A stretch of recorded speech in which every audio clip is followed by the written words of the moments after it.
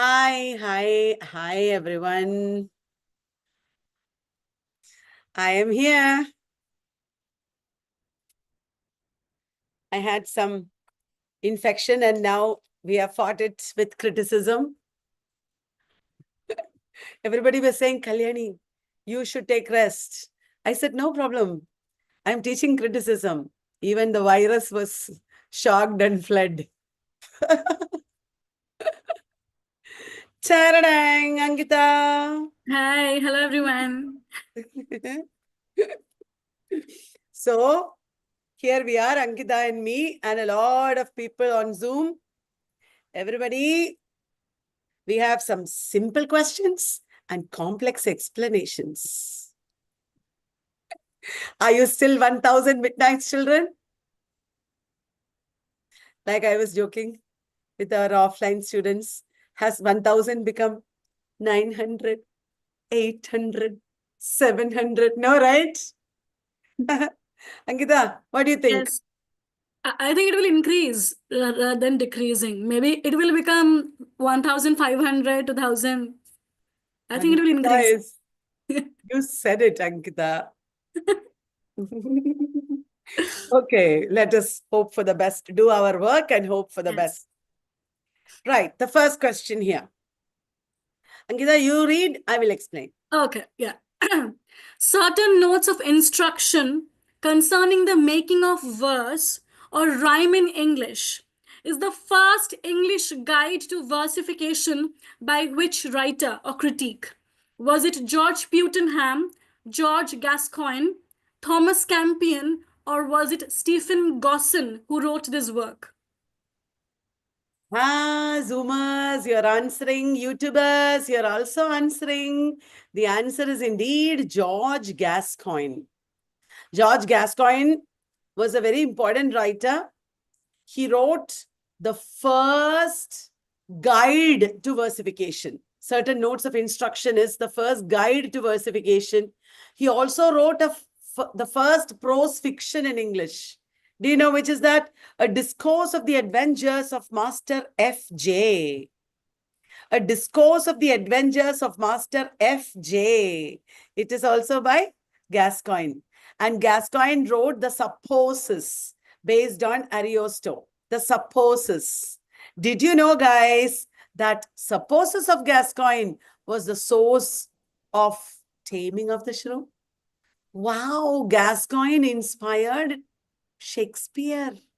That's nice. So, Gascoigne also wrote The Steel of Glass. They have asked about it already in it. The Steel of Glass. Now, Gascoigne is one of the many Elizabethan prose writers, critics. We have Elizabethan trio or Tudor trio of critics. Does anybody remember who are the Tudor trio of critics? Thomas Wilson, John Check, Cheke, and Roger Ascham. Roger Ascham. Roger Ascham is the author of Toxophilus, The Schoolmaster. Remember? Yes, this morning, from morning, we have been saying these things.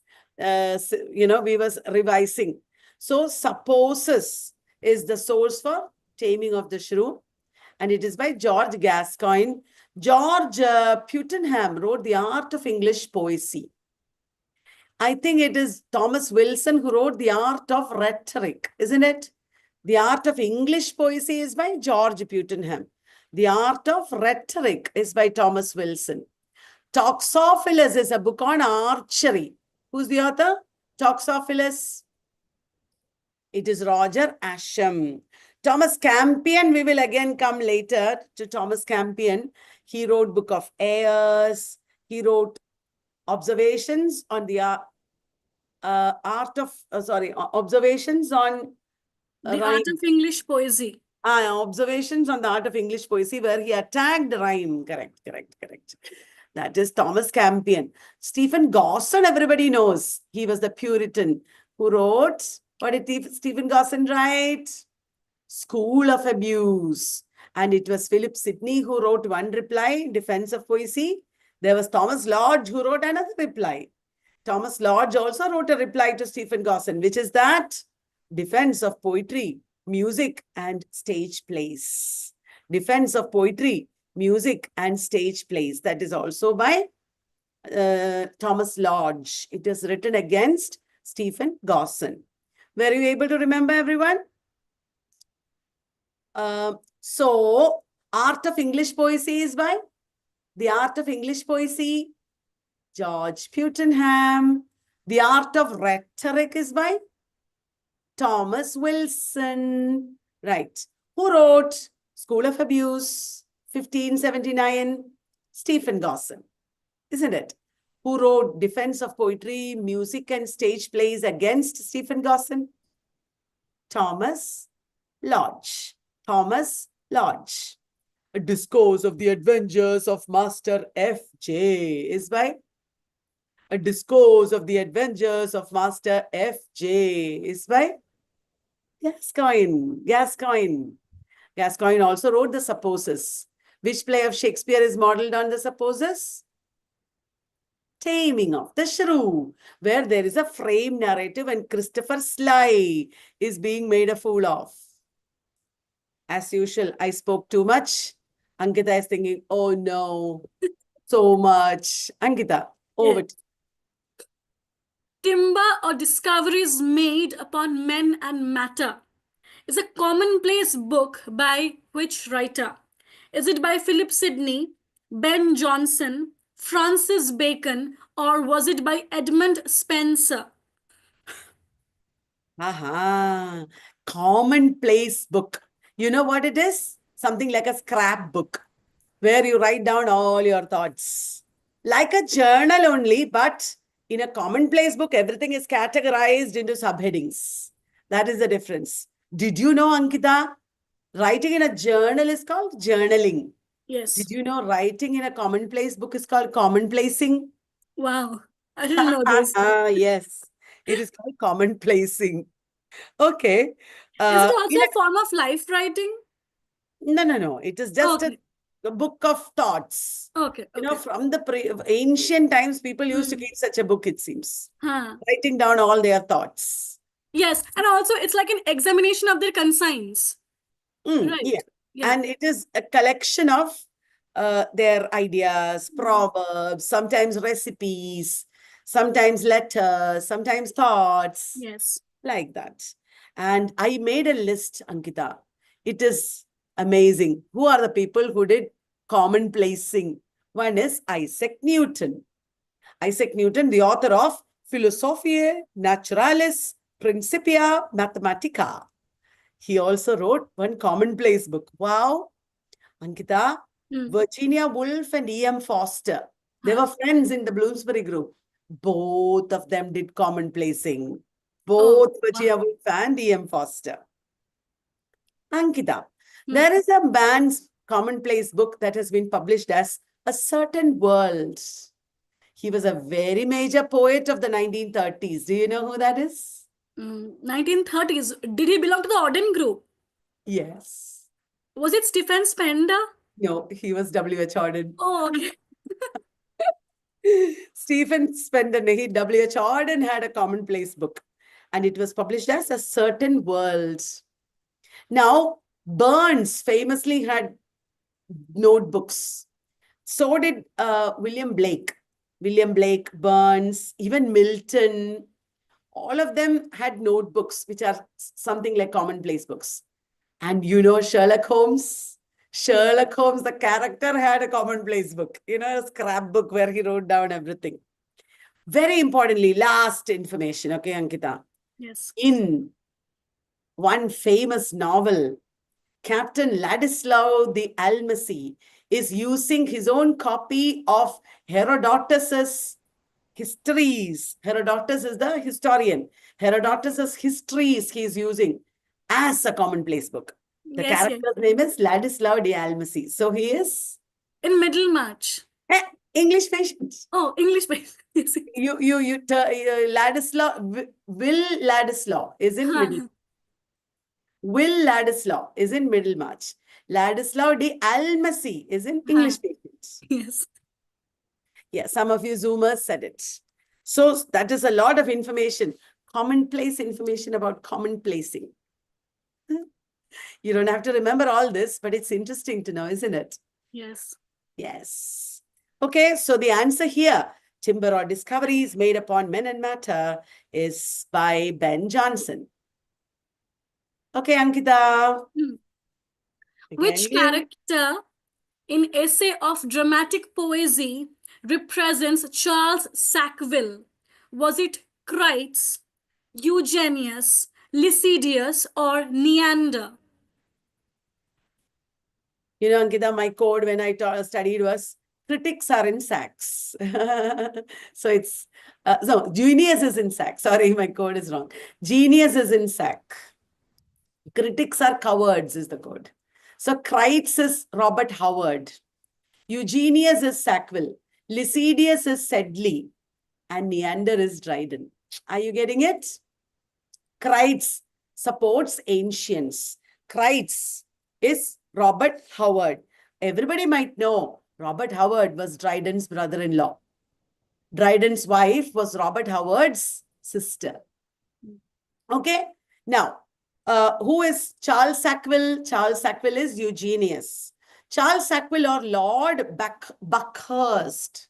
Charles Sackville or Lord Buckhurst. He and also our Sedley. Lycidius is Sedley. Both of them were profligate playwrights and politicians, and both were friends of Dryden, right? And Dryden's dedication to of dramatic poesy, as well as essay on satire, both were addressed to Sackville. Sackville, okay?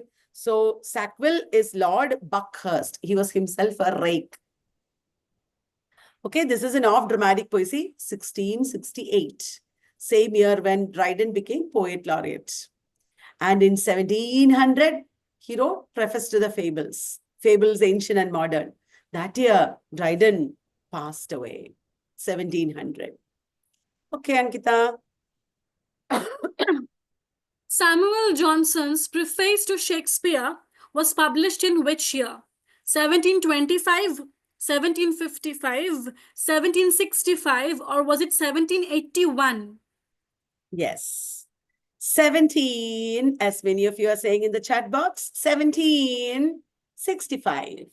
That was a year in which Bishop Percy made the first collection of ballads in Relics of Ancient English Poetry. Did you know, Ankita, 1765 was a very important year in Indian history? There was a famous treaty, the Treaty of Allahabad, made between the East India Company and the Mughal ruler. And this led to East India Company having more control over Bengal, Bihar, and Orissa. The Treaty of Allahabad, 1765. We should make it a practice to cross-connect. Okay, what happened in one year, same year, okay, other thing also happened, this also happened, that also happened. Like that, we should study. I hope you're doing that. There is still time. Go on studying every day like that. Okay? Okay, Ankita, here comes our Samuel, Daniel, and Thomas Campion. The aim of Samuel Daniel's defense of rhyme was to protect the validity and unequivocal utility of rhyme against the arguments of Thomas Campion in his treatise Observations in the Art of English Poesy. Is it true or false? So let us analyze the question. What is the aim of Samuel Daniel's defense of rhyme? It is to protect rhyme. It is to protect the validity of rhyme. It is to protect the unequivocal utility of rhyme against Thomas Campion, who attacked rhyme. It is true.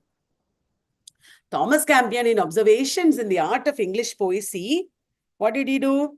He attacked rhyme, even though Thomas Campion was a lyricist and a songwriter who used rhyme. He attacked rhyme. Thomas Campion wrote a lot of lute songs. Thomas Campion wrote the Book of Airs, A-I-R-S. Thomas Campion wrote Book of Airs, where he wrote lute songs, and against which Samuel Daniel wrote Defense of Rhyme. Samuel Daniel is the author of many works. Did you know Samuel Daniel inspired Shakespeare? Samuel Daniel's sonnet sequence Delia inspired Shakespeare's sonnets. Samuel Daniel's Complaint of Rosamond inspired Rape of Lucrece, Romeo and Juliet. Complaint of Rosamond is by Samuel Daniel. Did you know Samuel Daniel wrote The Tragedy of Cleopatra, The Civil Wars? These are important works of Samuel Daniel. Tragedy of Cleopatra, The Civil Wars. Samuel Daniel also wrote Defense of Rhyme, where he supported rhyme. I hope I'm not boring you. Next question. Oh. This time it's not PGTRB, NTA Net English. Regular offline classes are there at Trivandrum, Ernakulam. We are moving to a totally new, amazing classroom. You know, it is inside a mall. Inside a mall with a lot of eateries and fun things nearby. Okay. But don't worry, we will also be learning quite a lot. Now, admission has started. Admission is going on. Please contact us if you want admission. Okay? First come, first served. Sometimes offline classes may get filled up. Online classes are also there for anybody from across India. Online classes, yes, as usual. Okay. Ankita, your turn. Dash advocates superiority of English over French and the ancients. So, which character was it in Essay of Dramatic Poesy? Eugene, Neander, Lycidius, or Crites? Is it Eugenius? No, Eugenius supported moderns. English over French and ancients, both. So it must be English over French. Lycidius supported French. It must be Neander. Neander means new man. Neander supports English, contemporary English plays over French and ancients. And Neander represents Dryden. You know, there is one statement that Neander made that I have noted down for you. Our language, said Neander, our language is noble, full, and significant. He is so proud of English. And he's saying, I know not why he who is master of it may not clothe ordinary things in it as decently as the Latin. That means English is as great as Latin. Those who are masters in English will write as beautifully as they do in Latin. That is the meaning. Neander is full of nationalistic spirit, right? Neander is supporting English plays over French and ancients. Lycidius, that reminds me, Lycidius defines a play. Lycidius defines a play as a just and lively representation of human nature. A just and lively representation of human nature, isn't it? Something Yes. like that. Lycidius defines a play as. Very good. Crites supports the classical view, extreme classical view, ancients. Eugenius supports the moderns. The first to speak is Crites. Then Eugenius speaks. Then Lycidius speaks. Then Neander speaks. Guys, are you getting it? Are we doing a good job, Ankita? Yes. Very interesting also. Okay. Are we doing a good job, Zoomers and YouTubers? Thank you. Now, next question is from a slightly different area, Ankita. Who among the following talked about negative capability? Was it John Keats or was it Shelley, Coleridge, or Wordsworth? Here we have the romantic critiques. Aha, negative capability. Is negative capability a term coined by John Keats, Ankita? Yes. Oh, it is indeed John Keats then. What is negative capability? It is capability, but it is negative. Negative capability means the capacity of an author to be in uncertainties. I am uncertain. I am the author, but I am myself uncertain. to be in mysteries, I myself don't know. I myself am in doubt.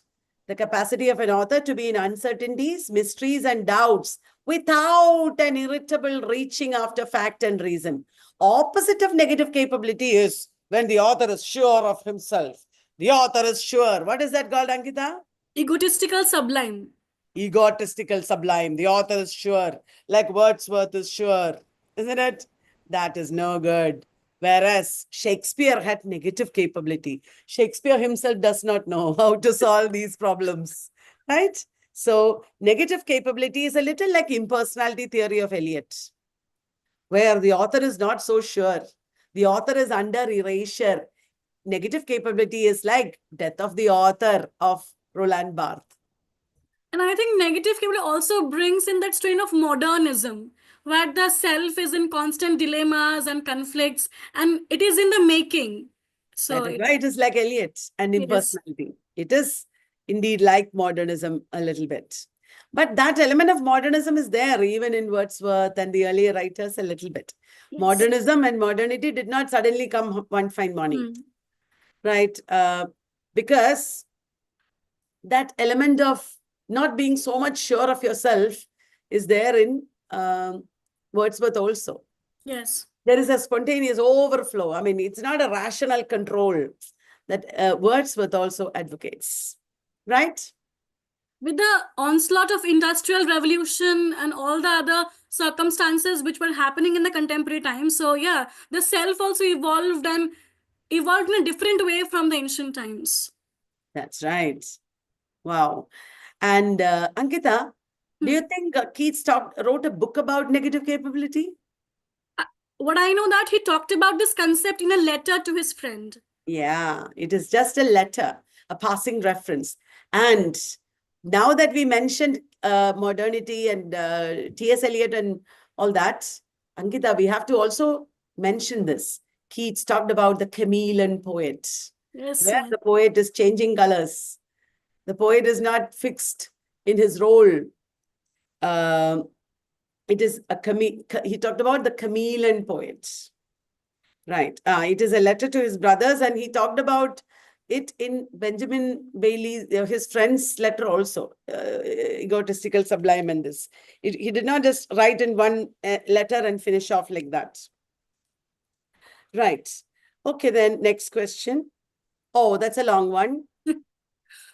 This was the agenda of which work?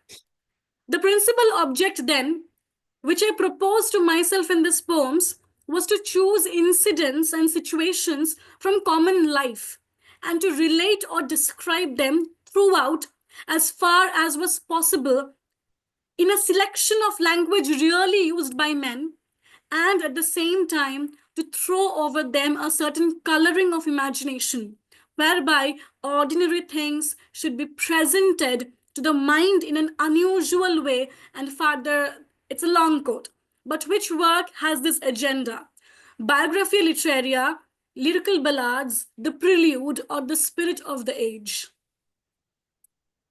Our aim in giving you these questions is not only to check your knowledge or anything, but it's also to give you, once again, a reminder of all the things that are involved. Some of you did go wrong, but it is a very easy question.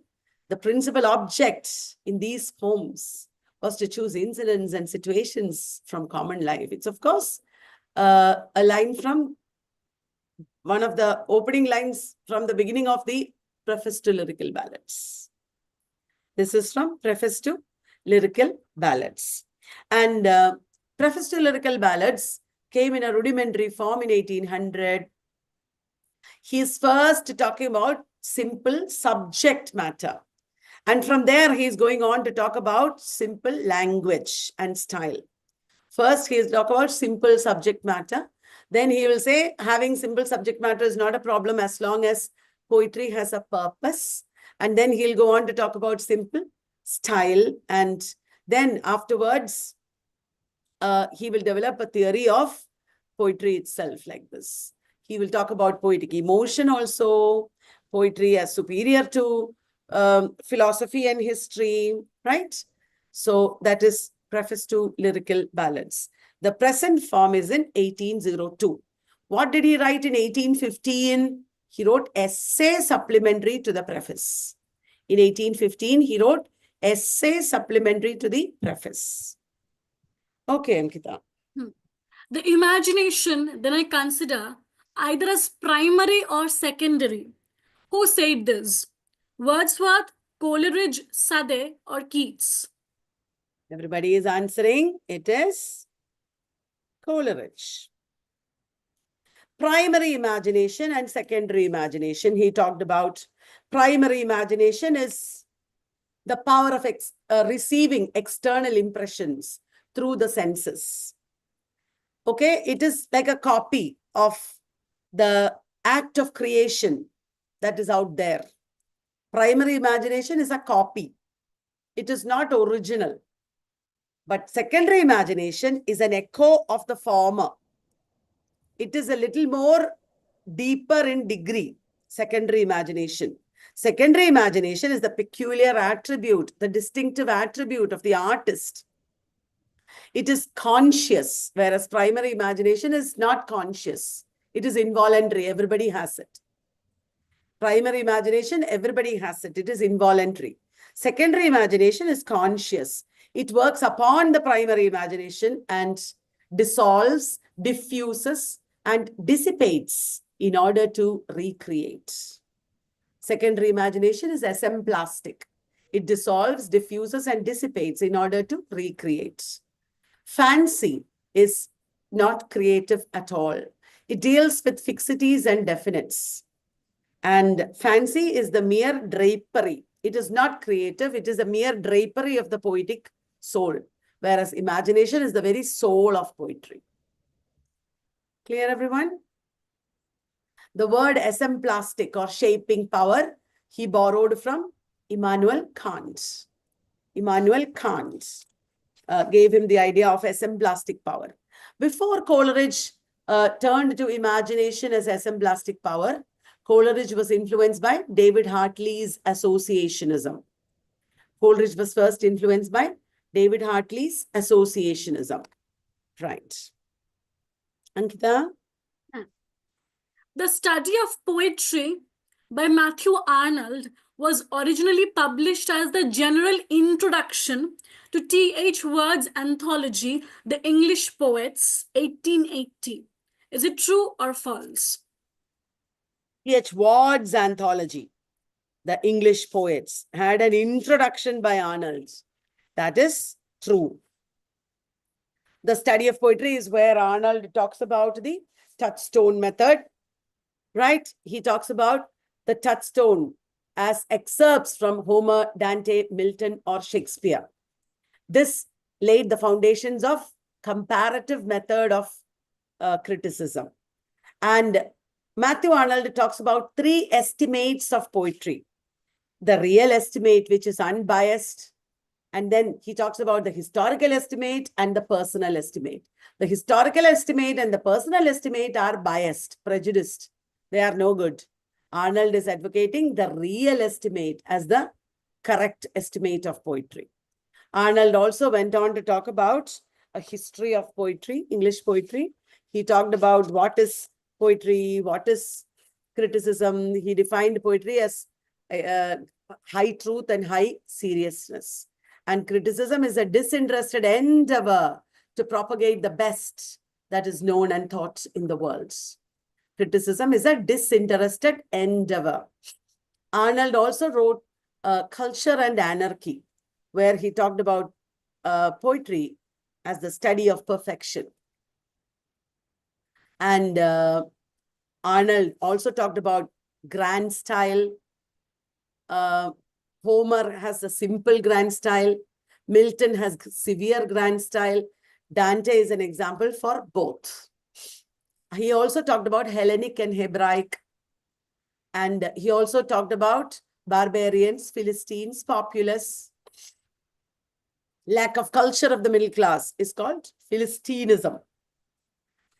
He was a moralist and classicist. He was against charlatanism in poetry. Matthew Arnold, I'm talking about. Matthew Arnold wrote on translating Homer. on the study of Celtic literature. Are you remembering today? All of today, we were doing all this. I hope you remember everything.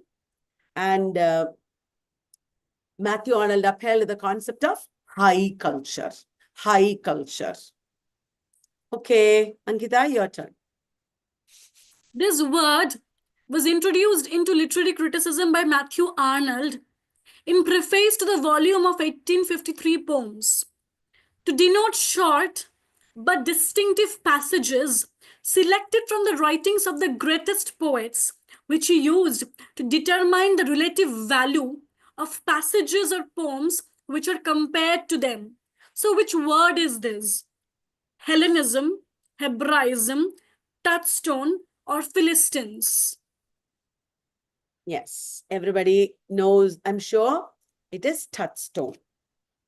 Touchstone is an idea that comes from alchemy, the stone where you test the purity of gold.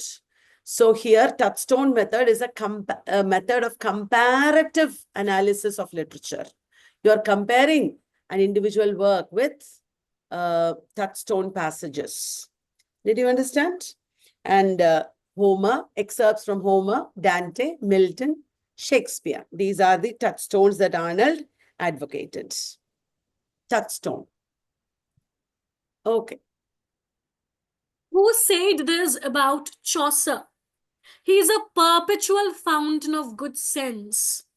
Was it Dryden, Samuel Johnson, Matthew Arnold, or was it Wordsworth? Ankita, when we were studying, we made a code for it. He's very dry. So he talked about fountain. He's very dry. So he talked about fountain. And at the bottom of the fountain, diamond will also be there. Dryden also said Chaucer is a rough diamond that should be polished ere he shines. Chaucer is a rough diamond, that also he said. And Dryden said Chaucer is a perpetual fountain of good sense. Dryden, in preface to the fables, talked about Chaucer and his characterization and said, here is God's plenty. Right? Okay, Ankita. Who introduced the doctrine of art for art's sake in England? Oscar Wilde, Walter Pater, John Ruskin, or was it Thomas Carlyle? Art for art's sake, l'art pour l'art. It was originally French. Victor Cousin or Benjamin Constant must have coined it. Who brought it from France to Oxford? Walter Pater. Walter Pater brought it from France. Victor Cousin or Benjamin Constant might have coined it. Walter Pater was born in 1839. That is 100 years before W.B. Yeats died. W.B. Yeats died in 1939. Walter Pater was born in 1839. Okay. Walter Pater is most famous for the Renaissance, studies in art and poetry. The Renaissance, where he talked about Leonardo da Vinci and Mona Lisa. There's a very famous essay on Da Vinci and Mona Lisa. And Walter Pater's Renaissance has a very controversial ending, a hedonistic ending. And what is the only novel by Walter Pater? It is Marius the Epicurean.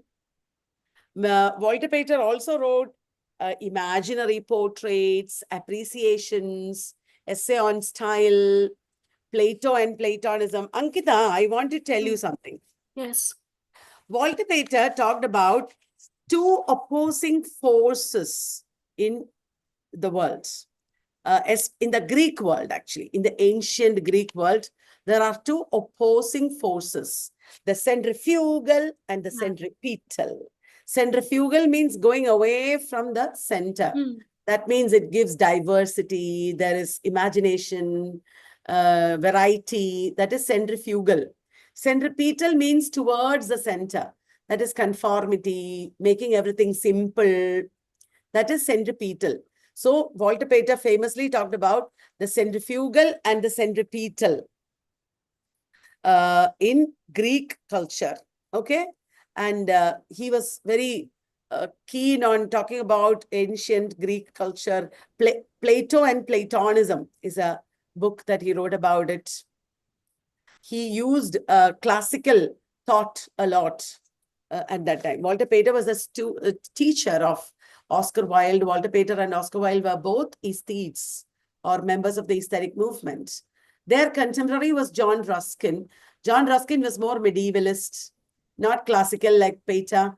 And Ruskin was a patron of the Pre-Raphaelite Brotherhood. As you know, Ruskin also was a very important writer of this time. He also wrote Sesame and Lilies, and he was a critic himself. He was a very major figure of this time who wrote Unto This Last also, which inspired Mahatma Gandhi. Carlyle was also a very major Victorian critic, as you know. Chartism, Sartor. Carlyle's important works. Did you like that? Gaston de Latour, Gaston Delateur. That is another work by Walter Pater. Yes, Carlyle introduced Goethe to England, and both Carlyle and Goethe worked out, Carlyle worked out Goethe's idea of world literature or Weltliteratur. World literature or Weltliteratur. Okay. Okay. Ankita? The Critique as Artist is an essay by Dash, containing the most extensive statements of his aesthetic philosophy. It's a dialogue in two parts, and it is by far the longest one included in his collection of essays titled Intentions, published on 1st May 1891. So, who wrote this essay? Was it Robert Bridges, Oscar Wilde, Jonathan Edwards, or Walter Pater? Many of you got it right. The critic as artist. I have taught you this in the criticism class in detail. Some of you who go wrong obviously have not studied or attended my class. It is Oscar Wilde. But don't worry, you can now learn. If you have forgotten, no problem at all. The critic as artist is by Oscar Wilde.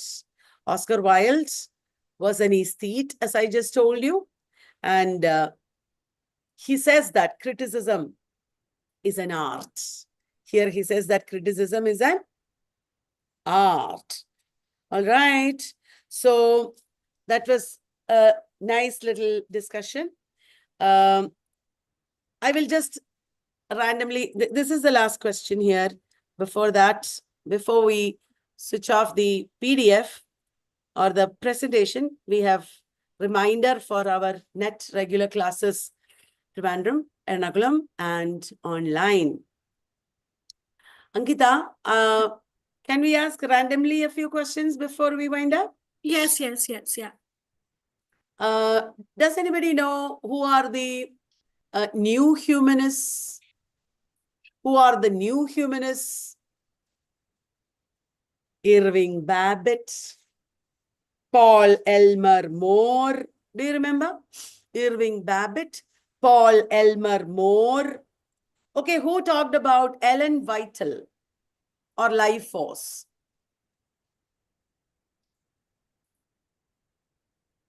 Ellen Vital or life force. It is a term used by Andre Bergson. Andre Bergson in creative evolution. Andre Bergson in creative evolution. Okay, easy question.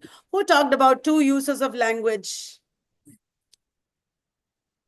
Scientific use and emotive use. Two uses of language. Very famous idea of I.A. Richards in Principles of Literary Criticism. Principles of Literary Criticism. I am very upset if you don't remember. Okay, no problem. Okay, who wrote The Dance of Shiva? Tell everyone.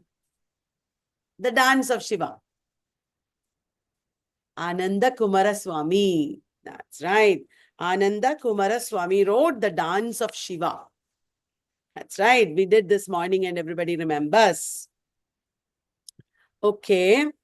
Do you remember who wrote Romantic Imagination? Romantic Imagination is by C.M. Baura. Who wrote The Mirror and the Lamp? M.H. Abrams. Who wrote Decline and Fall of the Romantic Ideal? Decline and Fall of the Romantic Ideal. It is by F.L. Lucas. F.L. Lucas. What is written by J.L. Lewis, L-O-W-E-S? What is written by J.L. Lewis, L-O-W-E-S? The Road to Xanadu. Correct. The Road to Xanadu. That's right. Okay, who wrote What is a Classic? Easy, easy. What is a classic? T.S. Eliot. What is an author? Foucault. Foucault. That's right. Then let me ask you another question. Do you know who wrote? What shall I ask you? The Visionary Company. A reading of romantic poetry. The Visionary Company. It is the man who wrote Shakespeare, The Invention of the Human. Harold Bloom. The Visionary Company is very famous. Okay, who wrote the book Indian Literary Criticism? He is the author of After Amnesia. G.N. Devi. Correct. G.N. Devi. So who wrote Shakespeare's Wife? Germaine Greer. Who wrote Shakespeare's Imagery? Caroline Spurgeon. Who wrote World's Body? J.C. Ransom. World's Wife nahi, World's Body. World's Wife is Carol Ann Duffy. World's Wife is Carol Ann Duffy. And World's Body is J.C. Ransom. Okay, I will give you two writers. Will you look them up for tomorrow? Maurice Merleau-Ponty. Very famous, they keep asking. In NET, in JNU, etc., they are prescribed. Maurice, M-A-U-R-I-C-E, M-E-R-L-E-A-U.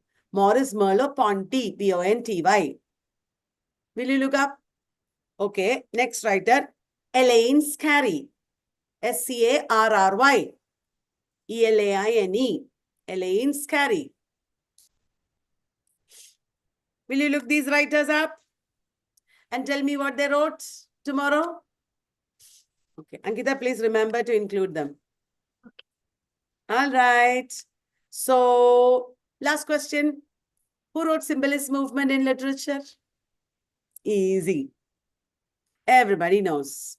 Symbolist Movement in Literature is by Arthur Symons. Arthur Symons. You should not have any stress. You should enjoy. You should revise. And we will do it together. Because you are part of 1000 Midnight's Children. Okay? Okay. Good night. Bye-bye.